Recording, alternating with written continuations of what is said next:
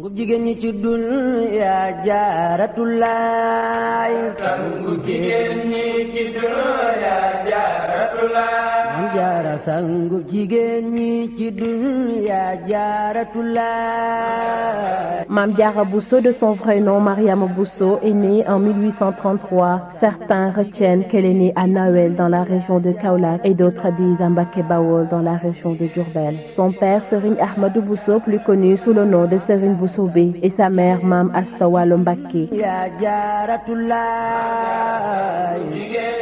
Très jeune, Mariama Bousso fut initiée au Saint-Coran qu'elle maîtrisa très tôt et à merveille. La fille de Mame Asta Walo Mbacké fut mariée à l'âge de 15 ans à Mame Mor Anta Sali Mbacké, le père du fondateur du mouridisme, le vénéré Serigne Touba Cheikh Ahmadou Bamba Khadim Rassoul.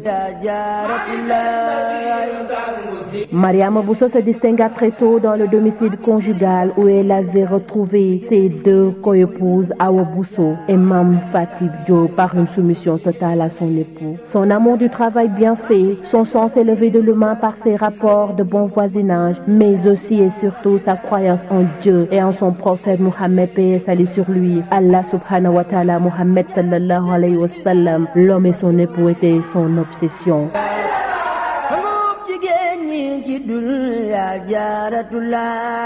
Ses activités se limitaient à servir son époux. Elle avait tenu à la demande de son mari une palissade pendant toute une nuit alors qu'il pleuvait. L'histoire retiendra également qu'elle s'est jetée dans un puits à Porokhane pour chercher de l'eau pour les ablutions de Mame Mor Anta Sali.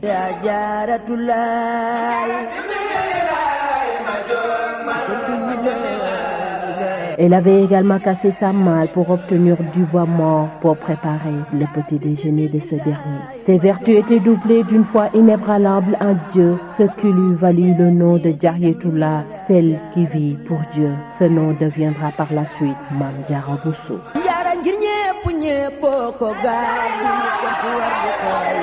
Sokhna Diarra était d'une simplicité rare et d'une humilité inégalable. Sa générosité était légendaire. Pour elle, le savoir était au début et à la fin de tout. Raison pour laquelle elle a enseigné le Coran à certains talibés et ses voisins. Mame Diarra était également une femme d'honneur et de dignité. Elle préférait mettre en gage ses bijoux et ses objets de valeur pour aider son mari dans l'entretien de la famille et des talibés plutôt que de les laisser s'endetter.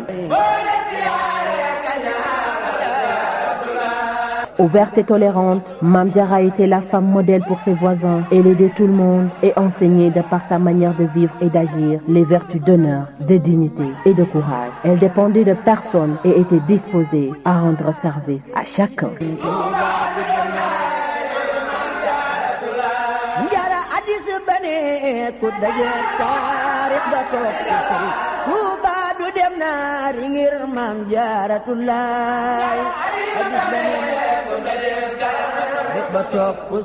Hélas, Mame Diarra Bousso fut rappelée à Dieu en 1866 à l'âge de 33 ans à Porokhane, laissant derrière elle des vertus et des valeurs pour les jeunes générations.